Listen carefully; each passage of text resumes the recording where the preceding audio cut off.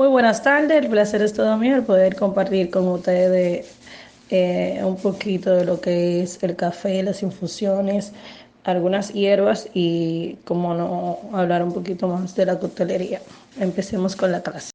Vamos a dar inicio con el origen del café. No existe una opinión unánime sobre el origen del café, ya que no se está del todo demostrado dónde apareció por primera vez. Sin embargo, existen datos que señalan que pudo encontrarse en estado silvestre en Etiopía y que su cultivo y empleo como bebida por parte del hombre tuvo origen en Arabia. Los árabes fueron los primeros en desarrollar el empleo del café en todos sus ámbitos. De este modo, empezaron a descubrir sus cualidades y propiedades, que a lo largo de la historia no ha cesado de ir ampliándose en diversos estudios científicos, los cuales han demostrado a lo largo del tiempo que si se toma con moderación, resulta bastante beneficioso para la salud al poseer propiedades estimulantes, tonificantes y antioxidantes. Es necesario conocer las propiedades y efectos de la cafeína para saber si realmente el consumo de la misma podría ser inadecuado. Se ha demostrado que la cafeína puede ser beneficiosa para nuestro sistema nervioso central, ya que lo estimula y con un consumo moderado es muy útil para mitigar el cansancio. Pero al igual como sucede con el alcohol, en caso de migraña, sobrepeso u otra enfermedad, lo correcto sería consultar con su médico sobre su ingesta o al menos la cantidad apropiada para cada condición. Ahora les daré unos tips para preparar un buen café y algunos consejos sobre cómo guardar nuestros granos de café. Lo primero que deben saber es que la preparación de un buen café es todo un ritual, en lo que no se olvida ninguna de sus reglas. Solo así disfrutaremos de una buena taza de café. Existen numerosas recetas a nivel mundial para preparar el café y en todas ellas hay que seguir unos sencillos pero esmerosos pasos. Los utensilios y los ingredientes son quizás lo más importante del proceso de preparación. Lo ideal sería moler el café en casa. Para ello necesitaremos un molinillo de cuchilla o de placa. Una vez abierto el paquete de café, es importante guardarlo en un empaque al vacío, ya que así conservará durante más tiempo sus propiedades. Si optamos por el café que venden ya molido, debemos tener en cuenta que la cafetera sea de calidad. Existen diversos tipos de cafetera. Están las express, las italianas y las de filtro. En cuanto a estas últimas, las más útiles son las de malla de acero inoxidable, puesto que las de papel pueden desprender sustancias que influyan en el sabor.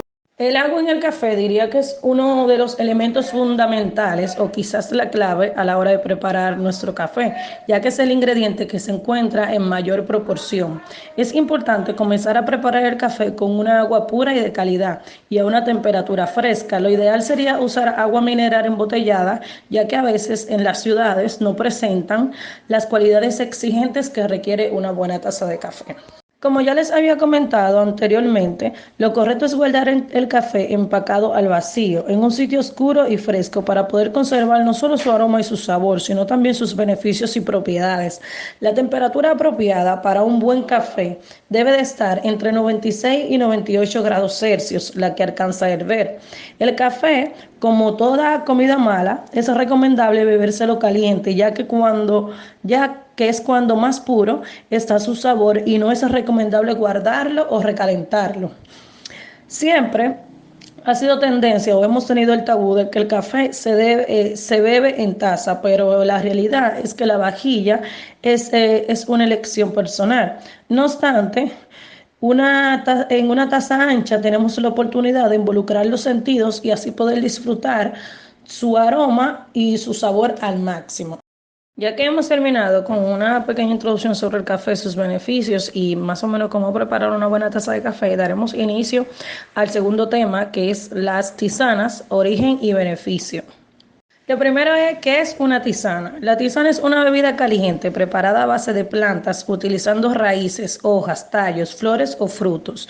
Su finalidad es extraer a través del agua los principios activos de la planta. A lo largo de los siglos, las tisanas se han utilizado como bebida o bien por las propiedades de las plantas con las que se preparan. En cada país y cultura se utilizaban las plantas o hierbas medicinales autóctonas para preparar las tisanas y poco a poco se inició un intercambio cultural de especias y plantas. Una de las principales características de la tisana es que debe de ser agradable al gusto y al olfato, por lo que se utilizan para mejorar su sabor correctores como la corteza de limón, canela en rama, anís verde o edulcorantes.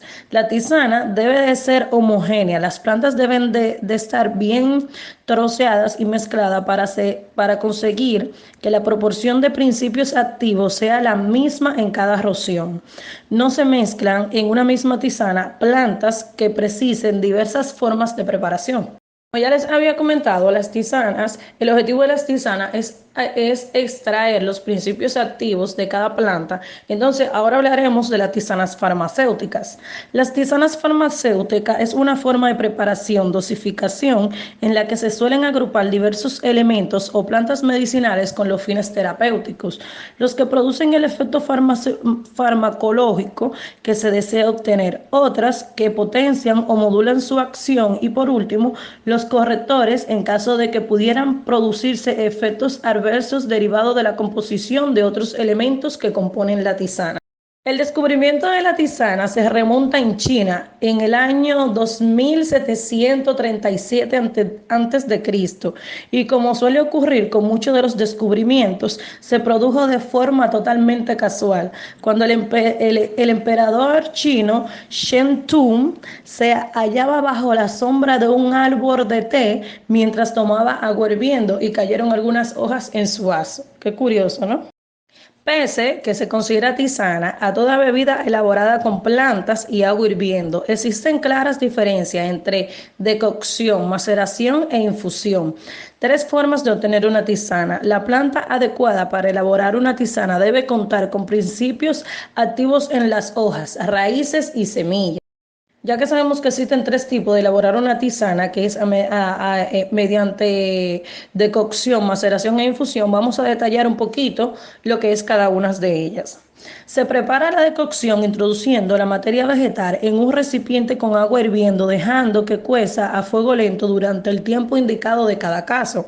Lo habitual son 3 minutos y el recipiente debe estar tapado. Cuando se utilizan raíces, maderas o corteza, como por ejemplo el regaliz, es necesario macerar previamente a una agua templada entre 12 a 24 horas y utilizar luego para la cocción el líquido de la maceración. Es decir, dejamos, por ejemplo, si vamos a hacer una tisana de raíz de regaliz, debemos de dejarla en una agua a temperatura ambiente al menos 12 horas o de 12 a 24 horas, dependiendo del grosor de la raíz que estemos utilizando o de la corteza. Entonces, tenemos también maceración e infusión. La maceración es el segundo de los procedimientos de preparación y consiste en dejar la planta sumergida en agua durante un periodo de tiempo. El tercer procedimiento es el de la infusión, que se aplica a las plantas cuyos principios activos podrían modificarse con la ebullición. Se vierte sobre la planta el agua a temperatura de ebullición y se deja reposar unos minutos en un recipiente tapado. Ahora hablaremos un poco de las infusiones en la coctelería. El uso de las infusiones en la coctelería ha ampliado nuestros horizontes a la hora de crear la receta, ya que podemos mezclar diversos sabores e incorporarlos en nuestro cóctel casi de cualquier forma, ya sea en un sirope artesanal, una tisana, un café, algunas hojas de té, y no podemos olvidar, claro, los botánicos. Retomemos a lo que llamamos infusión. Le llamamos a infusión a cuando algo líquido obtiene el sabor, aroma y o color de algún ingrediente sólido, ya sea con agua caliente o no. Como habíamos establecido anteriormente, el café y la tisana se obtienen por infusión o por infusión caliente, que sería la forma. Podríamos decir que existen cuatro tipos de formas para preparar una infusión. Tenemos la infusión en frío, que consiste en sumergir el producto a infusionar en un líquido y dejarlo una determinada cantidad de tiempo. Se Se pueden destacar las infusiones con especia. Se podría decir que tenemos también la infusión en calor. El calor acelera el proceso. Igualmente dependerá mucho del tipo de elemento a infusionar. No es lo mismo una corteza de un árbol a una hierba o una delicada flor. Sabe que debemos de manejar tiempos diferentes. También tenemos la infusión por fricción. Si agitamos con mucha energía, estaremos transmitiendo las partículas organoeléctricas de un ingrediente sólido o semisólido a un líquido. Se utiliza principalmente para las hierbas, flores o especies. Esta técnica se puede combinar también con calor. Y por último, tenemos la infusión en alcoholes. El alcohol es una sustancia más degradante incluso que el agua. Por ello, si querríamos obtener una infusión de bebidas alcohólicas, tan solo debemos dejar reposando finas hierbas en la bebida. El tiempo dependerá, como ya le había dicho, del tipo de ingrediente o la solubilidad de los ingredientes que estemos utilizando. Y si prestamos atención, nos daremos cuenta de que ya la coctelería vanguardista está en su gran mayoría dominada por infusiones, tales como cuando hacemos los bitters y sirops artesanales, los cuales nos brindan diversas formas de ofrecer una mejor experiencia coctelera. Cuando las hierbas aromáticas se adueñaron de la coctelería, siendo ellas las protagonistas, nos dimos cuenta de que la coctelería era más que simplemente mezclar jugos, licores y destilados. A esta misma vertiente, las infusiones, dado a que algunas hojas, raíces, flores y botánicos son molestosos al paladar, los misólogos más creativos encontraron la forma de cómo tener el sabor de todas y cada una de las plantas y así lograron incorporar el sabor sin que nos dé una mala experiencia al tacto. Como nos sucede muchas veces con el mojito, o solía suceder, que el mojito, al llevar las hojas de mentas maceradas, muchas veces cuando no era que se tapaba el sorbete, era que se le quedaba uno en los dientes. Entonces era muy bueno, pero después que tú tenías un rato, por ejemplo, tomándotelo, cuando la gente, por ejemplo, si te reías, te miraba que se te quedaba una hojita. O, por ejemplo, también los beneficios de las infusiones es que cuando tenemos un producto infusionado que ha llegado al sabor o la textura que queremos, o sea, va a ser algo estándar. No es, por ejemplo, cuando uno le echa el riesgo que uno toma cuando uno agrega las plantas directamente, es que la planta siempre sigue soltando. Entonces llega un punto de que ya la planta no tiene más que soltar, solamente que la resina o el amargor, que es lo que le queda de último, que es lo que suele suceder con la hierba buena al final de todo. Ahora daremos paso al cuarto punto, que es los tipos de hierbas, beneficio y origen. Para ese quise incluir algunas especies, hierbas con su origen y también para lo que la podemos utilizar. Como dicen, una planta para cada dolencia. El anís verde es una de las hierbas más antiguas del mundo. Ha sido cultivada desde la antigüedad en el Mediterráneo oriental. Puede llegar a medir entre 60 y 80 centímetros. Posee un tallo cilíndrico y unas pequeñas flores blancas agrupadas. Su florecimiento tiene lugar durante los meses de julio y agosto. Sus frutos contienen hasta un 3% de aceite esencial. Es un estimulante natural de las secreciones de los bronquios, el estómago y los intestinos. Por otro lado, tenemos el anís estrellado. Es originario de China. Por ellos es denominado anís de China, bandiana o hinojo de 5 cuerdas. A nivel mundial le podemos conocer por esos 5 nombres. Al igual que el anís verde, florece en julio y agosto. Alivia el dolor abdominal, previene las náuseas y mejora la digestión. En la categoría de las plantas digestivas también se podrían incluir las flores y corteza de saúco y obviamente el poleo. Bienestar. Bienestar se podría decir que es una mezcla de hierbas creada en Europa. Solo se conoce algunos de sus componentes, tales como la frambuesa, hibisco y la rosa. Los demás ingredientes son un misterio, pero en notas de cata su sabor es intenso y cargado de notas frutales, tales como lo indica su nombre. Esta infusión es ideal para compartir con amigos. Su gran cantidad de antioxidantes como la vitamina C y la quercetina combaten los radicales libres, principales responsables del envejecimiento y del estrés. El boldo es un árbol de hojas perennes aromáticas coriáceas de color verde oscuro en la parte superior. Las hojas de boldo tienen una acción digestiva, se utilizan para abrir el apetito, es también un hepatoprotector por lo cual está indicado en determinados casos para tratar la hepatitis aguda o crónica. La cola de caballo, esta planta no tiene flores ni semillas y se reproduce mediante esporas. Tienen dos tipos de tallo, unos fértiles de color rojizo y sin rama y otros estériles de color marlefileño y con ramas verdes. Crece en lugares frescos y asombrados de clima templado en los continentes europeos, asiáticos, africanos y americanos. Esta planta se caracteriza por contener sílice, potasio y vitamina C. Importante, para elaborar tisana a base de esta planta se utilizan los tallos estériles que puedan ser recolectados en las épocas de primavera y verano. El diente de león es conocido también por los nombres Achocoria amarga o Taraxacum. Es una hierba perenne nativa de todo el hemisferio norte, se da en los terrenos no cultivados, a las orillas de ríos, prados o montañas. Esta hierba está considerada como estimulante de la función hepática biliar y se recomienda para tratar la hepatitis y la cirrosis. El eucalipto es originario de Australia y Tasmania. Predomina en los países de climas cálidos. El eucalipto es un conocido remedio para curar afecciones pulmonares y enfermedades afines, como los catarros y ataques de asma. Flor de azahar.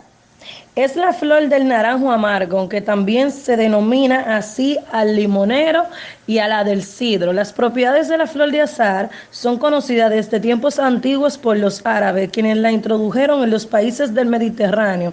Entre las virtudes de esta flor destacan los efectos sedantes frente a estados nerviosos o de ansiedad, así como su capacidad antiespasmódica ideal para combatir los dolores abdominales y el hipo. Otras plantas con propiedades similares a estas son la valeriana. Es de origen europeo, es una planta perenne que crece en las zonas húmedas, tiene propiedades sedantes, ayuda a estimular el ritmo cardíaco, combate los estados de nervio y el insomnio. También tenemos la verbena, una planta herbácea vivaz que se da en zonas templadas de Europa, Asia y Norteamérica. Además de ser antiespasmódica, está indicado para tratar los dolores reumáticos, musculares y menstruales. En esta categoría podríamos incluir también a la planta melisa. Es una planta natural del sur y centro de Europa y también es utilizada como relajante nervioso para combatir el estrés y el insomnio.